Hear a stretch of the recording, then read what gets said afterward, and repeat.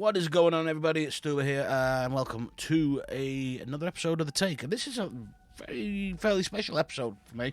We're going to be going over the Bungie reveal that happened on Tuesday, the 9th of June. We're going to go, not going to go too in-depth into everything, but we're going to go over the stuff that I personally am excited for. As always, guys, if anything you hear me say in the video you got an opinion on, or you want to cover something that I've missed, drop a comment down below. But let's get straight into this. Right, Tuesday, Destiny reveal. We've been saying Season of the Worthy was extremely lackluster. A lot of people got bored very, very quickly. Nobody really wanted to do anything. There was a lot of bugs and everything.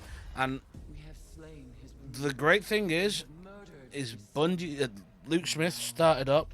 I think he was with Martin Osworthy. Luke Smith turned around and basically said, this last couple of seasons have been very lackluster, and that's on us. And they basically held their hand up for the lackluster content that have been released and what everyone's thinking. And that's big. That takes a lot to do that. So that was very, very impressive that they actually did that. But they knocked it out the park. There's no two ways about it. They absolutely nailed this reveal on Tuesday. Absolutely 100%. It got the entire community excited, including a few of my friends that have been putting the game put down for a while. So let's get into it. Let's go over what we know, what's coming, the future, all that good stuff. We're going to start with... I suppose we might as well start with the big one. They didn't just announce September's DLC. They didn't just announce this year's fall DLC. They announced DLC for the next 3 years. I include this fall in that one. So they announced fall 2020 is going to be Beyond Light, which we'll go into that very, very shortly. Then 2021 came up, The Witch Queen, which we can only surmise is about Savathun. And then they surprised us even more by went up to 2022, and they had the working title Lightfall. So that shows the commitment for the next 3 years. Nobody expected, I don't think anybody expected them to drop 3 years worth of, well, it's not three announcements, or announce 3 expansions in one fail swoop like that. That was the first thing that got me hyped up. The next thing that got me hyped up was at the very end of the video, they give us a dungeon that, like, was releasing that night. The Prophecy Dungeon. Free to all players. Anyone can play it. Just drop the dungeon on us, as well as the new season in the same night. Very, very well done. Anyway, key to this video is we're not going to be talking much about Season of the Arrivals. I'm going to brush over that now, and then we're going to move on and talk about what's coming in Year 4. So Season of the Arrivals dropped just after the reveal stream on Tuesday, and it basically took us Eris back, took us made us do a story mission, and do a bit of wandering around, and then there was a new public event on IO at the moment called... Oh, what the frickin' hell is it called? I can't remember what it's called. I don't think it's called Control, is it? Anyway, I can't remember what it's called. My mind's gone. My mind's drawing a blank. There's a new public event on IO, which basically combines the Escalation Protocol public event with Gambit. It's a lot of fun to do.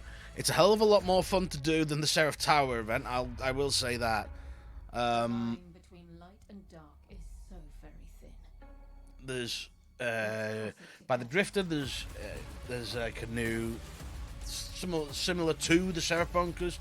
There's a new item you can upgrade. You've got to do the weekly quests to get the currency to upgrade this thing, and then you'll get something called Umbral Engrams, which you can get any of the 4 new weapons, or 5 new, 6 new weapons. So there's a new auto rifle, there's a new bow, there's a new pulse rifle, there's a new fusion rifle, there's a new sword. 5. And there's also an exotic grenade launcher for season pass holders, which is very, very nasty, and a Bane in Crucible at the minute, I'm not going to lie. So yeah, that's basically what you've got. A new public event, you do it, you earn currency, you earn Umbral Engrams, you can't exactly pick your reward, you can pick which kind of reward you're going to get. So you can pick whether you get a weapon, you can pick whether you can get a new weapon, new armor, or you can go and pick something old. I'm going to guess this is going to rotate. I'm sure. I'd like to think it's going to rotate rounds at some point, so you're not just getting the same stuff, because you can get weapons and armor from Season of the Dawn, from Season of the Undying. I don't think there was any. Oh yeah, you can get some of the weapons from last season as well. So if you missed out on some weapons, or you didn't get the role you wanted, you can still get them. But it is limited at the moment. Last season's rewards are limited to I believe the shotgun and the SMG. Season of the Dawn is limited to the grenade launcher, and I can't remember what the other reward is. And Season of the Undying is limited to the operative hand cannon and the temporal claws machine gun. I think it was temporal claws. Was it temporal claws? Whatever the machine gun was in the season pass at Undying, I can't remember. Mine's gone blank, guys. So that's pretty much covering what I want to cover on Season of the Arrivals. Now, let's go. We're going to go into depth a little bit with what's coming Year 4 with Beyond Light. There's so much to go through here. Right. They started off.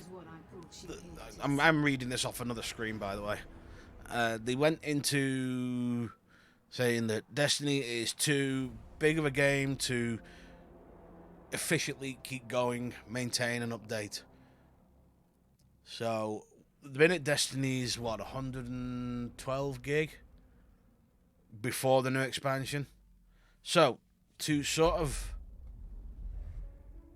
battle that, shall we say, they are bringing something in Year 4 called the Destiny Content Vault. And what this is basically what they'll do is each new expansion, some of the older, less used content is going to be vaulted to make way for the new stuff. We'll just go quickly what that is in Year 4. So Year 4, what is being vaulted is going to be Mars, Io, Titan, Mercury, and the Leviathan, and any of their activities. So your Leviathan raid, your 2 raidlers, Crown of Sorrow, I'm thinking, is included in that.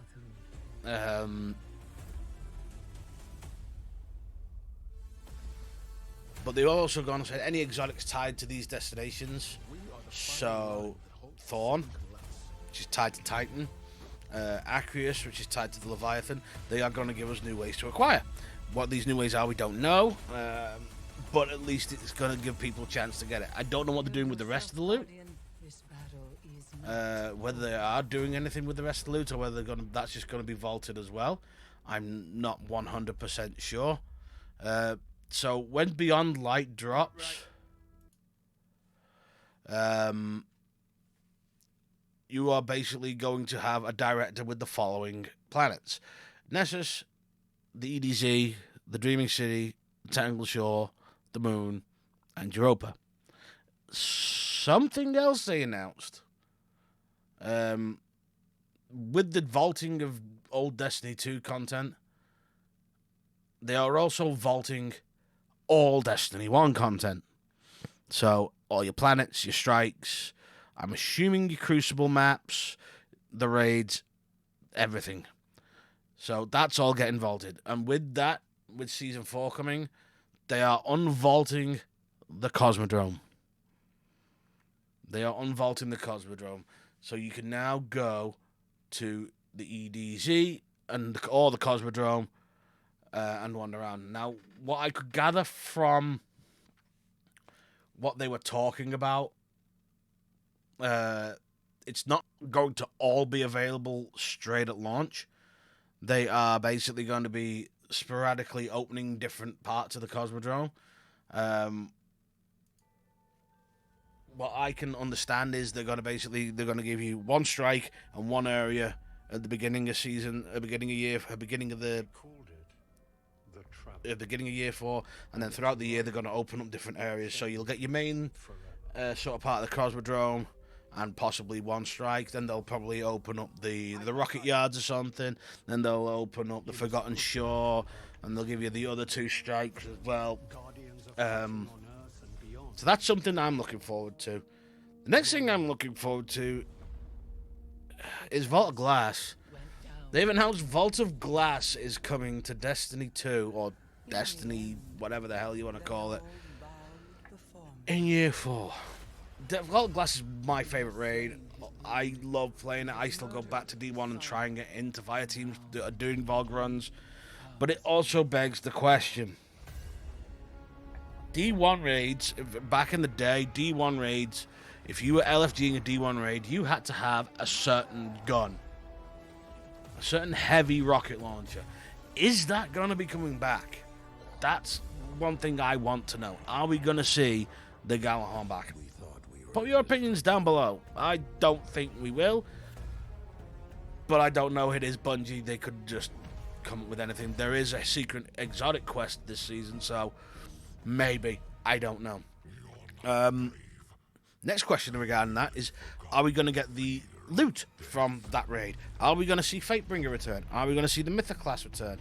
Praedyth Timepiece, Vision of Confluence, the armor set.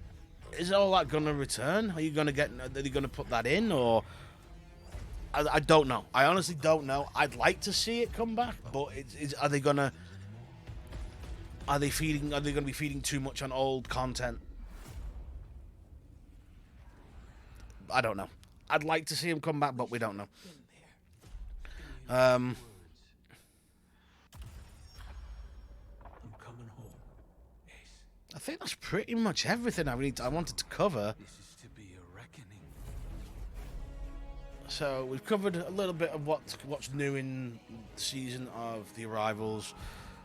We mentioned the fact that they released a new dungeon on the same day they released a new season. We've mentioned that the Cosmodrome's coming back. It's going to be fleshed out. Right, there we go. Here we go. Cosmodrome as selectable explorable destination, but not at full Destiny 1 parity on the 22nd of the 9th. They're looking to leverage Cosmodrome's initial return to expand to the new Guardian origin story. So there's a new Guardian origin story coming out. Veteran players will be able to experience that story as well. Will of Crota Strike will be added to the Strike playlist for all players. So that's on the 22nd of September. During Season 13, so Season number 2, they will be... The Cosmodrome, Season number 2 of Year 4, the Cosmodrome will be fleshed out to roughly Destiny 1 Year 1 parity. So it's going to roughly be the same as it was in Destiny 1 Year 1. Devil's Lair and Fallen Saber. So your first strike is going to be Will of Crota, and Devil's Lair and Fallen Saber are going to follow in Season 13. And it just says during Year 4, the first Destiny raid Vault of Glass is going to return. Where I come from, Darkness One. I have So, witnessed this firsthand. in a nutshell, I refuse to let it what we could expect from September: Europa, the Cosmodrome, Will of Crota Strike. What's going to come in the rest of Year 4, the rest of the Cosmodrome, the other 2 Cosmodrome-based strikes, Devil's Lair and Fallen Saber, and Vault of Glass. The future of Destiny is looking bright, everybody. I am thoroughly excited to the point where I have already stuck my pre-order in for the game, and I have booked the week off work. So I will be covering on my Twitch channel the first week of year 4. Like I have done this week with season 11. I will be doing the same with year 4. Let's cross it together. Couple more things that I'm actually scrolling down this thing to see. There are 3 new raids coming in year 4. This is something I took. This is getting into a longer video than I wanted to do, but I'm not really bothered. The one criticism I had about Shadowkeep, we had 1 raid. Forsaken, we had 3. Granted, one of them was Scourge of the Past, so you could do it in like half an hour if you were quick enough. But you had Last Wish, Scourge of the Past, Crown of Sorrow. You had 3 raids in that one. In year 1, technically we had 3 raids. We had 1 main raid and 2 lairs.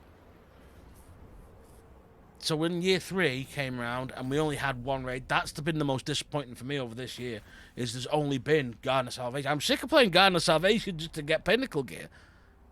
I know the raid like the back of my hand now. So there's 3 new raids coming. One is going to be set in the Deep Stone Crypt, which I believe was leaked a while ago. There's new ways to earn the exotics originally tied to destinations and activity content that have entered the Destiny content vault. Available strikes will be based on a pool of possible strikes from active destinations. When a destination goes into the content vault, so will its strikes. So any strikes that are on Io, Titan, Mercury, Mars are gone. So if you want, if you need to make sure, if you need the rocket launcher from Nokris, when the Nokris strike comes around, you need to farm it. If you want any weapons from those, they're not going to be available by the sound of it. PvP map playlist will remain curated best of mixture maps from 1 and 2. So not told us what's coming, anything new that's coming. Another big change to go through is Gambit and Gambit Prime are being merged into a single mode. The original armor visuals are available to earn from the Drifter. So I don't know how that's going to work. Are they getting rid of Gambit Prime, or are they getting rid of regular Gambit? One of them's got to go. Sorry, I'm just taking a drink. But that's again something we'll see in September. I think that's pretty much about all I want to talk about. What I am going to do is I will drop a link to the Bungie.net page that I've got a lot of this information from. It's basically a TLDR of what I've just gone through. And I want to thank you guys for watching. If you think I've missed, like I say, if you think I've missed anything, or you've got any opinions on whether we're going to see Vogue gear return, the weapons, the armor, whether we're going to see Galley return, pop it in the comments down below. And as always, drop a like on the video because it does help me out. Appreciate you watching, everybody. Stay safe out there. I'll see you all next time. Thank you very much for watching.